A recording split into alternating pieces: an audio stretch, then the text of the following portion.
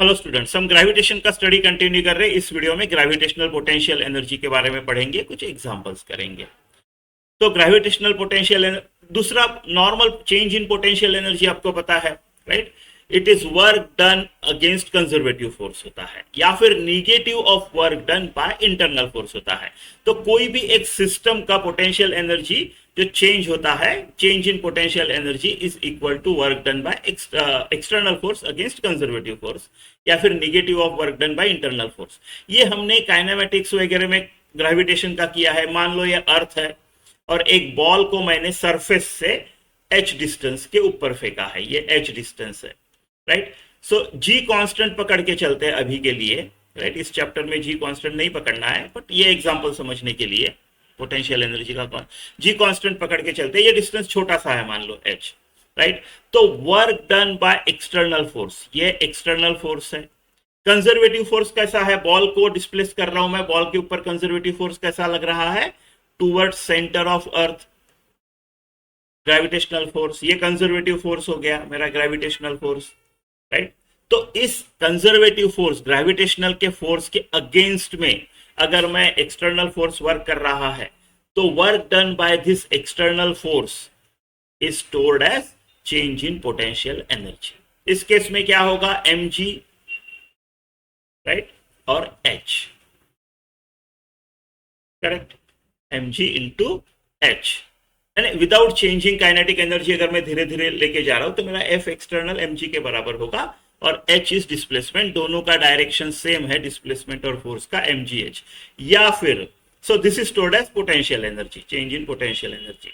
या फिर work done by conservative force, gravitational force. क्या होगा? मेरा ग्रेविटेशनल फोर्स किधर है? नीचे की तरफ है। मेरी डिस्प्लेसमेंट किधर हो रही है? ऊपर की तरफ, माइनस mgh। और जो मेरी चेंज इन पोटेंशियल एनर्जी होती है, it is negative of work done by conservative force, तो निगेटिव निगेटिव पॉजिटिव mgh, ऐसा ऐसा, ठीक है। ठीक है, तो ये है, यही डेफिनेट। अभी हमने g कांस्टेंट लिया तो ये ऐसा होता है, हमको पता है, राइट। और हम रेफरेंस पॉइंट क्या लेते हैं? जो आपका इनिशियल है, इसको h इक्वल टू 0 अगर पकड़ा तो ये mgh हो गया। नहीं तो एक्चुअल में ये change in potential energy is mg, और डेल्टा h आपने कहां से कहां लेके गया, h2 माइनस h1। बट हम टिपिकली शुरुआत का जो सरफेस ऑफ अर्थ है वहां पे h इक्वल टू 0 पकड़ते हैं और mgh लिख देते हैं।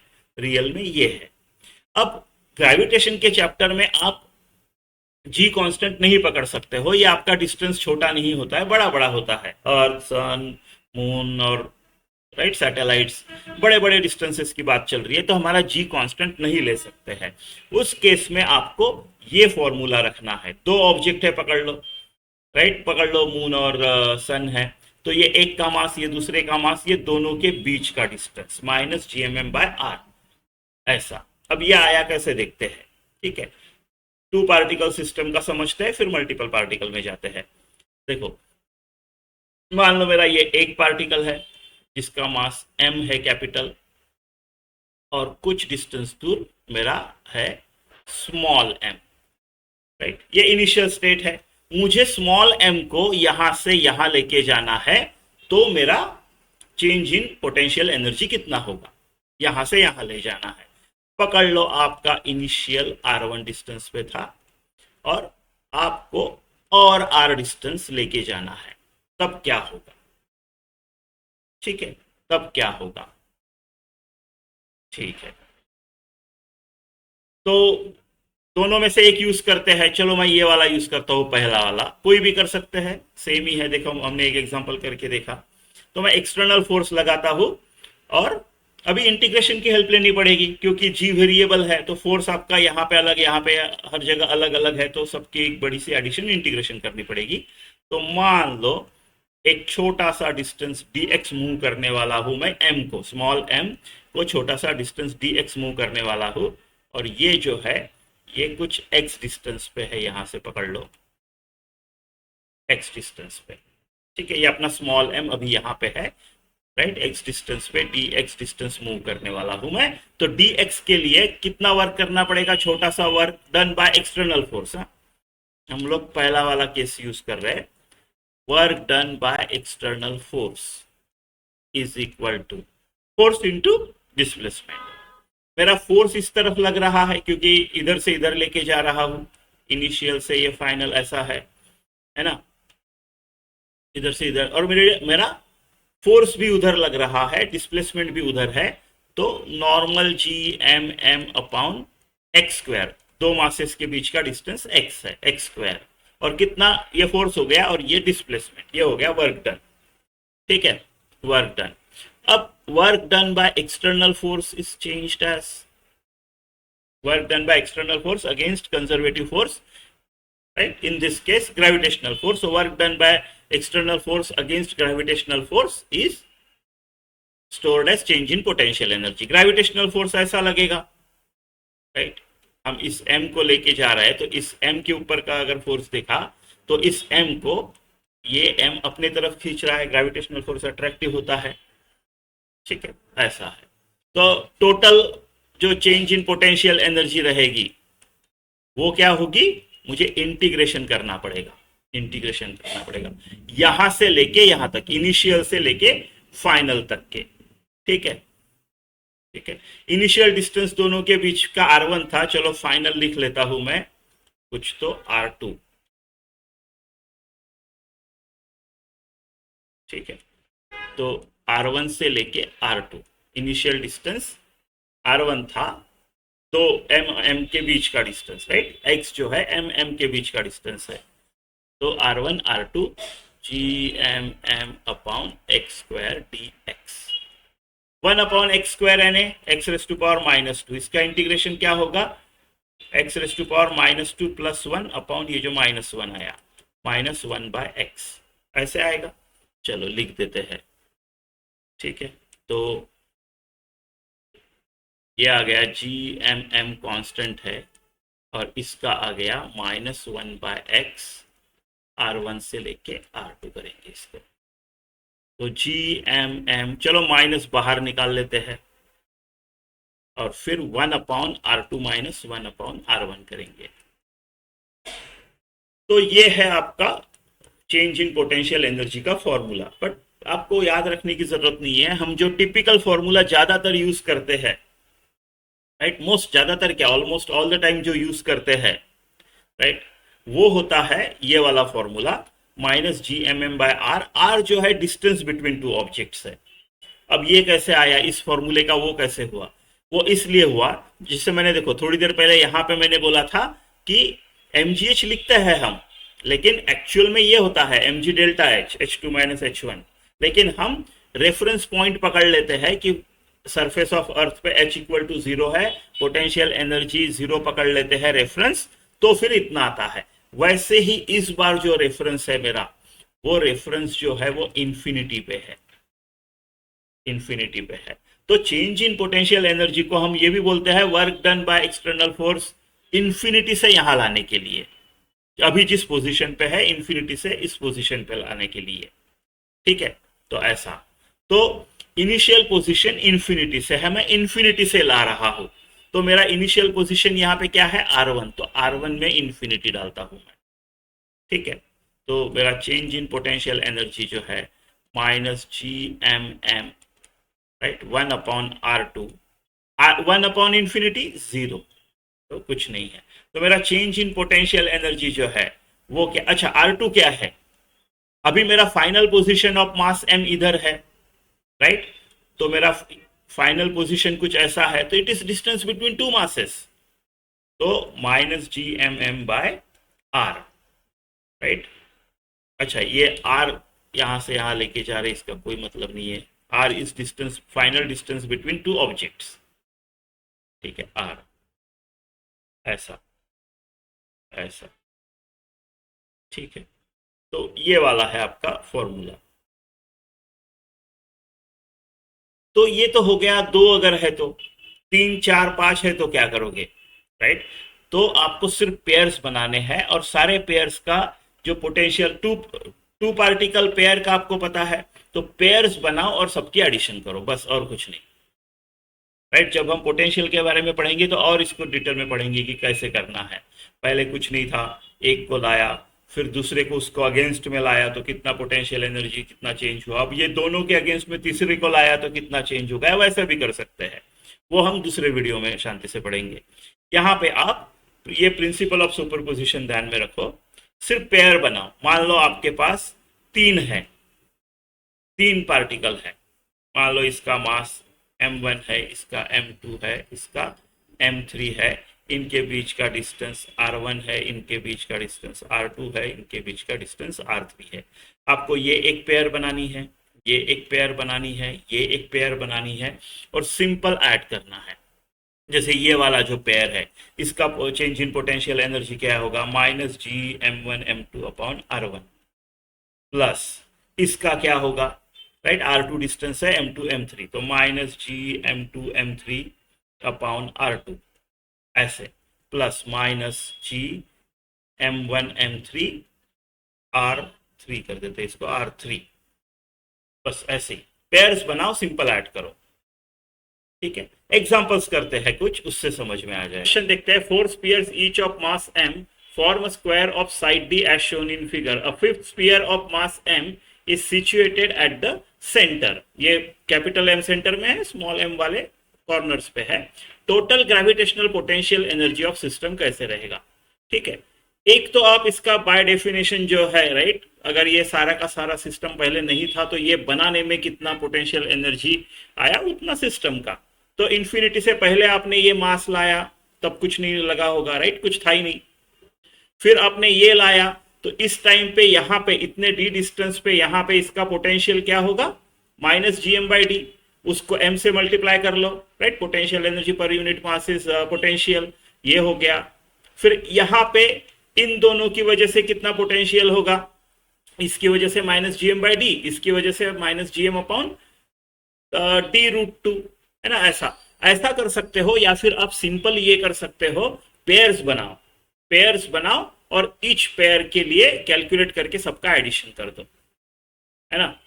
तो पेयर्स बनाएंगे तो m के कितने पेयर बनते हैं, 1 2 3 4, 4 पेयर आपके इसके बनते हैं Gmm m²/d, d डिस्टेंस वाले mm वाले 4 पेयर बने।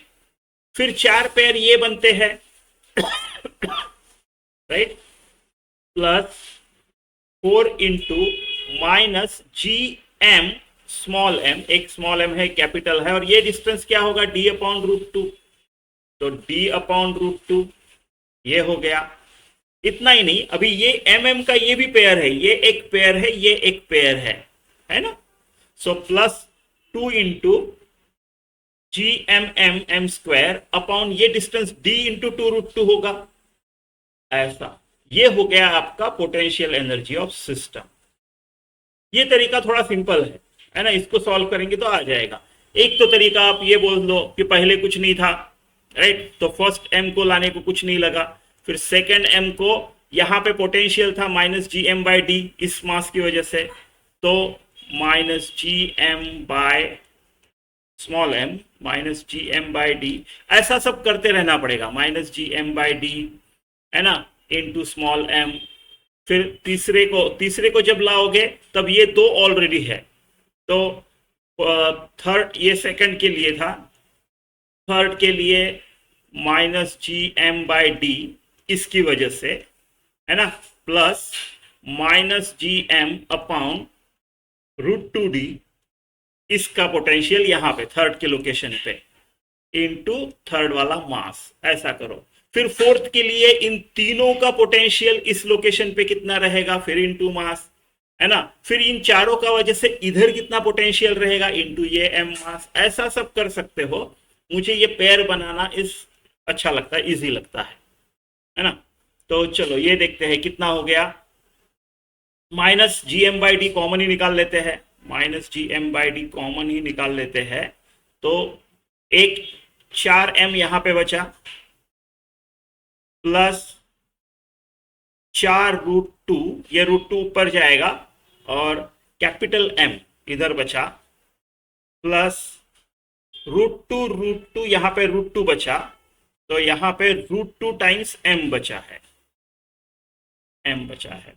तो इसको अभी अगर फर्दर सॉल्व करेंगे तो ये स्मॉल m कॉमन लिया तो small m into 4 + √2 plus 4 √2 into capital M। तो आपका आंसर आना चाहिए ए वाला। ठीक है, ऐसा। चलो ये क्वेश्चन देखते हैं। If one wants to remove all the mass from earth to infinity in order to break it up completely, the amount of energy that needs to be supplied will be x/5 gm²/r। तो x की value बताओ, round off to nearest integer, ऐसा। ठीक है, m mass of अर्थ है, r radius of अर्थ है, g gravitational constant है। तो देखो, अगर मुझे अर्थ को तोड़ के अर्थ का सारा मास इंफिनिटी पे लेके जाना है तो उतनी ही एनर्जी लगेगी जितनी मेरे को इंफिनिटी से लाके अर्थ बनाने में लगी थी। जब कुछ नहीं था तब मैं एक एक मास लेके आया इंफिनिटी से और जोड़ता गया और अर्थ बना दी। उसके लिए जितना फॉर्मेशन के लिए लगा उतना ही डिस्ट्रक्शन के लिए लगेगा। ठीक है, एक में वर्क डन जो होगा वो निगेटिव होगा, एक में पॉजिटिव होगा, तो अदर बट उनका मैग्नीट्यूड सेम होगा, तो सेम अमाउंट ऑफ एनर्जी लगेगा। तो मैं बनाने के लिए कितनी लगती है वो निकालूंगा और फिर बोलूंगा उतनी ही है। ठीक है, तो एक लाया, दूसरा लाया, ऐसा करते करते बनाया। तो मान लो मेरे को ये ऐसी अर्थ बनानी है, फाइनल ऐसा होने वाला है। और बीच में बनाते बनाते, बीच में एक स्टेज में बनाते बनाते मेरा ये वाला सिचुएशन है, बनाते बनाते ऐसा इधर की बन चुकी है, मैं बीच में कोई तो एक सिचुएशन लेके इक्वेशन फॉर्म करने वाला हूं और फिर इंटीग्रेशन की मदद से उसको सॉल्व करूंगा। देखो इतना बन चुका है, तो सेंटर से x डिस्टेंस दूर एक अभी जो बन रहा है वो dx लूंगा। ठीक है, इसके लिए कितना एनर्जी लगता है वो लूंगा और फिर उसको x को वेरी करूंगा, x से लेके r तक, इसकी रेडियस r है, ऐसा इंटीग्रेट करूंगा, मेरे को टोटल मिल जाएगा, है ना, टोटल मिल जाएगा। ठीक है, ऐसा सिचुएशन है अभी अपना। ठीक है, तो इसके लिए कितना लगेगा, मान लो टोटल मास जो अर्थ का है m है, right, m is mass of अर्थ उन्होंने बोला है, r इज रेडियस ऑफ अर्थ बोला है उन्होंने, और ये जो अंदर है अब तक बन चुका है वो मान लो m डैश है। तो ये dx, ये जो dm इसका मास होगा, राइट, ये जो एक छोटा सा रिंग मैंने स्पेरिकल शेल मैंने निकाला है, राइट, इसका कितना रहेगा, इसको फॉर्म इतना मास यहां पे अटैच करने के लिए, ऑलरेडी यहां पे m डैश बन चुका है, इतना मास यहां पे डालने के लिए मेरे को कितनी एनर्जी लगेगी, राइट, कितनी एनर्जी लगेगी, वो जो एनर्जी लगेगी, राइट, वो होगी -g m डैश, ऑलरेडी है, ये ऐसा हो गया ना, एक ऑलरेडी m डैश यहाँ पे है और मैं यहाँ पे एक dm का ला रहा हूं, तो कितना लगेगा, so m dash dm minus gmm by r, इतना लगेगा। x डिस्टेंस पे है, ये x डिस्टेंस पे है ना, ऐसा। और फिर इसको अभी dm निकालेंगे, m डैश निकालेंगे, इंटीग्रेट करेंगे, x = 0 to r हो जाना चाहिए, है कि नहीं, ऐसा। ठीक है, तो चलो एक एक निकालते हैं। m डैश कितना आएगा, mass per unit volume into volume of this m dash, तो 4/3 पाई रेडियस ऑफ अर्थ का cube mass of Earth upon into 4/3 pi x cube. तो मेरा m डैश जो आएगा, ये गया mx cube upon r cube, इतना आना चाहिए m डैश। ठीक है, इतना आना चाहिए m डैश,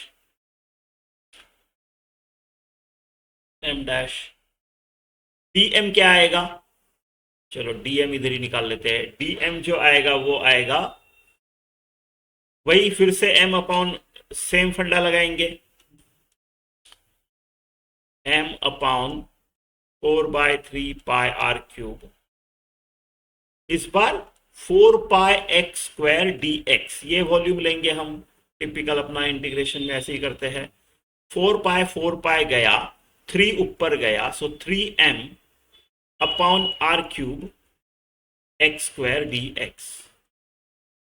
अब इस छोटे से का पोटेंशियल एनर्जी कितना था मेरा, छोटी सी जो स्पेरिकल शेल बन रहा था इंटरमीडिएट स्टेप में, उसका पोटेंशियल एनर्जी उसके लिए कितना लगा, -g, m डैश कितना है, mx cube upon r cube ये हो गया minus G m dash, d m क्या है 3m upon r cube x square d x, ये है। ठीक है, अब थोड़ा सा इसको सिंप्लीफाई करके फिर इसको इंटीग्रेट करेंगे। तो छोटा सा डीई है एम स्क्वायर हो गया एक्स रेस टू पावर, अच्छा अपॉन एक्स रह गया था, केयरफुल अपॉन एक्स रह गया था, ये एक्स रह गया था। तो -3 m square x raise to power 4 dx upon r raise to power 6, ये चीज है अपनी। इस चीज को इंटीग्रेट करेंगे हम, तो मेरी टोटल जो होगी वो होगी इंटीग्रेशन इस डी एंड ये मैं x को लूंगा 0 से लेके r तक, पूरी की पूरी अर्थ बना दो जब कुछ नहीं था तब से, और -3gm square -3gm square x4 r6 dx। ठीक है, तो ये आ जाएगा -3gm स्क्वायर r6, ये क्या है आपका कॉन्स्टेंट्स है, और x रेस टू पावर 4 का x raise to power 5/5 limits डालने के बाद r रेस टू पावर 5/5, यहाँ पे एक r बचा है, बाकी कुछ नहीं बचा है। तो -3gm स्क्वायर बाय 5r, ये हो गया बनाने के लिए। तोड़ने के लिए निगेटिव साइन हटा दो। तो to take all mass of earth to infinity, मेरे को जो लगेगा वो लगेगा 3gm स्क्वायर बाय 5r, ऐसा। क्योंकि जब मैं बना रहा हूं तब मेरा work will be done on me, है ना, अट्रैक्टिव फोर्स है, राइट, मेरे को फोर्स लगाने की जरूरत नहीं पड़ेगी, अपने आप खींचा चला जाऊंगा। लेकिन जब ले जा रहा हूं, ऑलरेडी अट्रैक्ट कर रहा है, उसके अगेंस्ट ले जा रहा हूं, तो ब्रेक करते वक्त पॉजिटिव होगा। तो 3gm square by 5r, 3/5 gm square by r, तो x कितना हुआ 3।